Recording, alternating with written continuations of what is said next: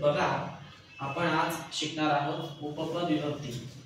10वी बोर्डच्या प्रश्नपत्रिकेमध्ये असा प्रश्न असतो की धातूनाम अव्ययानाम च उपयोगम कृत्वा वाक्य निर्माण करतो। मग या ठिकाणी आपल्याला धातूने बघायचे। आज आपण बघणार आहोत अव्यय। ही अव्यय कोणते कोणते आहेत? मग सगळ्यात पहिलं बघूया द्वितीय विभक्ती। द्वितीय विभक्तीमध्ये कोणते कोणते अव्यय येत आहेत? सगळ्यात पहिला येतोय प्रति। प्रतिचा अर्थ काय होतो? च्याकडे। प्रतिचा अर्थ होतो च्याकडे, ज्याच्याकडे त्याची द्वितीय। एक वाक्य घेऊया की अहम शालां प्रति गच्छामि। अहम शालां प्रति गच्छामि। मग या ठिकाणी शाला शब्दाची द्वितीय झाली शालां। नियम काय आहे की ज्या ठिकाणी जायचं त्या ठिकाणाची द्वितीय, ज्याकडे जायचं त्या ठिकाणाची पण द्वितीय, शाळेकडे जायचं तर शाळेची द्वितीय। पुढे दुसरं अव्यय आहे द्वितीय मधलं विना। विनाचा अर्थ होतो च्या शिवाय, म्हणजे विदाउट। यासाठी द्वितीय, तृतीय आणि पंचमी तीन विभक्ती लागतात। म्हणजेच काय लक्षात ठेवायचं? 2, 3, 5। बघूया कसं की पाण्याशिवाय जीवन अशक्य आहे। ज्याच्याशिवाय त्याची द्वितीय किंवा तृतीय किंवा पंचमी।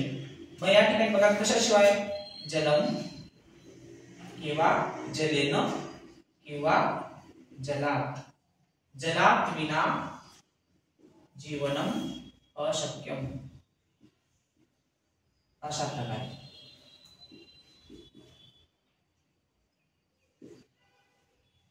पाण्याशिवाय जीवन अशक्य आहे हे वाक्य आपण असं घेतलं। या ठिकाणी तुम्ही 2, 3, 5 द्वितीय, तृतीय, पंचमी मधला कुठला पण एक शब्द घेऊ शकता। नंतर तिसराचा आहे अभितः, परितः, उभयतः आणि सर्वतः। हे चार अव्यय आहेत। अभितः म्हणजे आजूबाजूला, परितः म्हणजे चारही बाजूंना, उभयतः म्हणजे दोनही बाजूंना आणि सर्वतः म्हणजे सगळीकडे, सर्व बाजूंना। या चारही अव्ययांसाठी द्वितीय विभक्ती आहे, लक्षात घ्या। मग वाक्य एकच घ्यायचं, फक्त मध्ये हे शब्द चेंज करायचे। फॉर एक्झाम्पल ग्रामम अभितः वृक्षाः सन्ति। गावाच्या आजूबाजूला झाड आहेत। ग्रामम बघा, मग ग्राम शब्दाची काय द्वितीय? ग्रामम देवेन प्रमाणे द्वितीय आली, अशा प्रकारे। मग तुम्ही मध्ये शब्द चेंज करू शकता। परीक्षेमध्ये काय आहे प्रश्न त्याप्रमाणे। जर परितः असेल तर ग्रामम परितः वृक्षाः सन्ति, ग्रामम उभयतः वृक्षाः सन्ति, ग्रामम सर्वतः वृक्षाः सन्ति, अशा प्रकारे। एक वचन आणि बहुवचन या ठिकाणी व्यवस्थित बघायचं आणि त्याप्रमाणे वाक्य लिहायचं। चौथा आहे द्वितीय विभक्ती मधलं। आता या ठिकाणी द्वितीय विभक्ती आपण समाप्त करूया। तृतीय मधलं बघूया की पहिल्यांदा काय येतं? अलम। अलम, अलमचा अर्थ होतो मराठीमध्ये पुरे, बस किंवा पुरे, स्टॉप करा, थांबवा असा अर्थ। एखादी गोष्ट कोणी अति करत असेल तर त्या ठिकाणी आपण त्याला म्हणतो की स्टॉप, बस कर, पुरे कर। मग बघा फार सोपं आहे। अलम विवादेन, एक वाक्य आहे अलम विवादेन। मग मूळ शब्द काय? विवाद, आणि तृतीया लावली देवेन प्रमाणे विवादेन, अलम विवादेन। म्हणजे तुमचं गडबड किंवा तुमचा जो वाद आहे तो थांबवा, अशा प्रकारे। तर या ठिकाणी बघितलं प्रति, विना, अभितः, परितः, उभयतः, सर्वतः आणि अलम। आता पुढे आहे अजून काय अव्यय आहे ते बघूया आपण।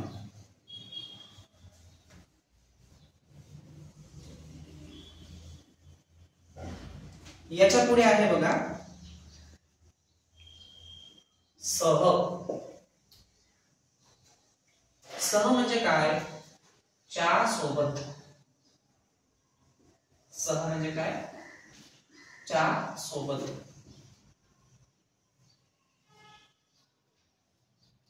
बघा ज्याच्या सोबत त्याची करायची तृतीय. लक्षात घ्या, ज्याच्या सोबत त्याची आपण काय करणार आहोत? तृतीय विभक्ती करणार आहोत. एक वाक्य घेऊया की रामेण सह. राम शब्दाची तृतीय रामेण, देवेण प्रमाणे. मग कोणासोबत? तर रामासोबत. मग रामेण सह सीता वनम अगच्छत. रामासोबत सीता जंगलात गेली. अशा प्रकारे मग रामेण काय आली? तृतीय आली. ओके, तृतीय. नंतर आहे बघा नमः. मग नमःचं काय होतं बघा? नमः माहिती सगळ्यांना खूप सोपं आहे, नमस्कार करणे. मग ज्याला नमस्कार करायचं त्या ठिकाणी आपण काय करणार आहोत? चतुर्थी घेणार आहोत.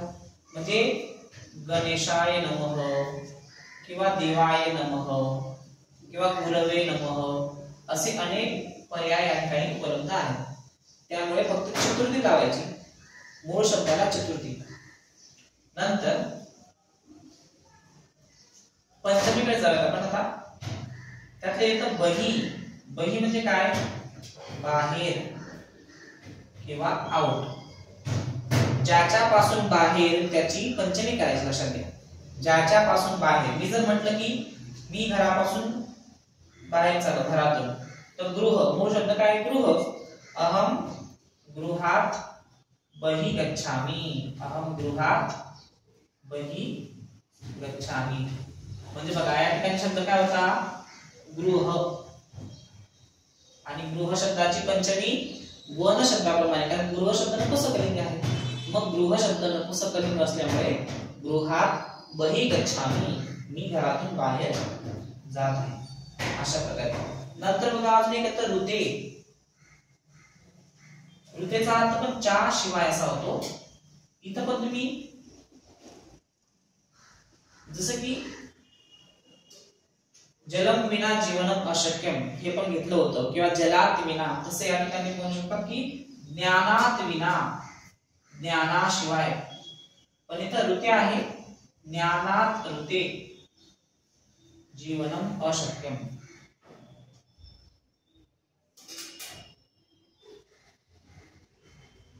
ज्ञानाशिवाय जीवन अशक्य असा अर्थ आपण घेऊ शकतो, किंवा पंचमी या ठिकाणी वापरली. अशा प्रकारे आपण बघितलं की सह, नमः, बही आणि ऋते.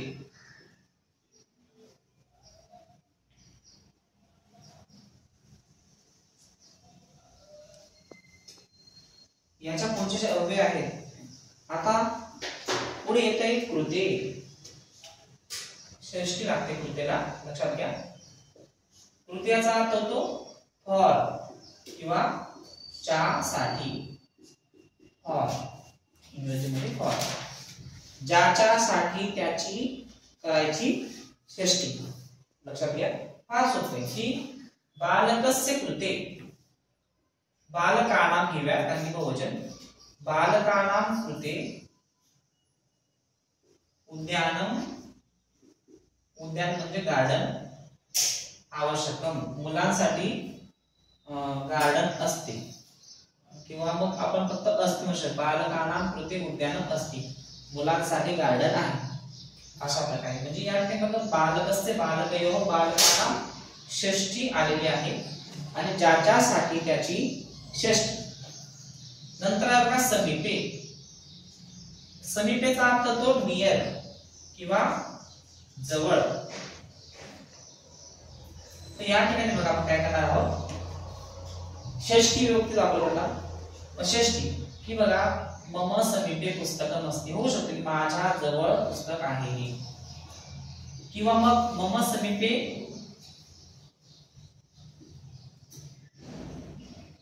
किंवा असं होऊ शकतं की गृहस्य समीपे मंदिरम अस्ति. होऊ शकतं असं वाक्य की घराजवळ मंदिर आहे. गृहस्य समीपे मंदिरम असते. बघा या ठिकाणी नियम नाही, मंदिरात इथं म रद्द केला कारण की पुढे अ आहे. हा नियम लक्षात ठेवा. जर स्वर असेल पुढे तर इथं म चा त्या ठिकाणी हलंत करणार. जर व्यंजन असेल तर हा जो मकार आहे तो वर जाणार अनुस्वाराच्या ठिकाणी. ओके, अशा प्रकारे. नंतर अजून काय शब्द का पुरतः म्हणजे पुढे, पृष्ठतः म्हणजे मागे, यांना सुद्धा, आणि वामतः दक्षिणतः या अव्ययांना सुद्धा काय लागते या ठिकाणी बघा षष्ठी लागते. तुम्ही असं म्हणू शकता की गृहस्य, आता बघा हेच वाक्य कंटिन्यू करूयात वरचं, गृहस्य पुरतः किंवा मग पृष्ठतः किंवा मग वामतः आणि दक्षिणतः, म्हणजे घराच्या या सगळ्या गोष्टींमध्ये काय लागते आहे षष्ठी. म्हणजे घराच्या पुढे मागे उजवीकडे डावीकडे सगळीकडे काय आहे मंदिर आहे. होऊ शकतं मंदिर घराच्या पुढे मागे डावीकडे उजवीकडे कुठेही असू शकतं. मग आपण काय करायचं, परीक्षेला पुरतः अर्थ मध्ये पुरतः घ्यायचं, म्हणजे गृहस्य पुरतः मंदिरम अस्ति. पृष्ठतः अर्थ मध्ये पृष्ठतः घ्यायचं. अशा प्रकारे हे षष्टीचे सगळे या ठिकाणी पूर्ण झाले. अजून बघा आहे अधः उपरी. आता अधः उपरी पण, अधः म्हणजे खाली आणि उपरी म्हणजे वर, इथं पण षष्टी लागणार. अधः म्हणजे खाली आणि उपरी म्हणजे वर.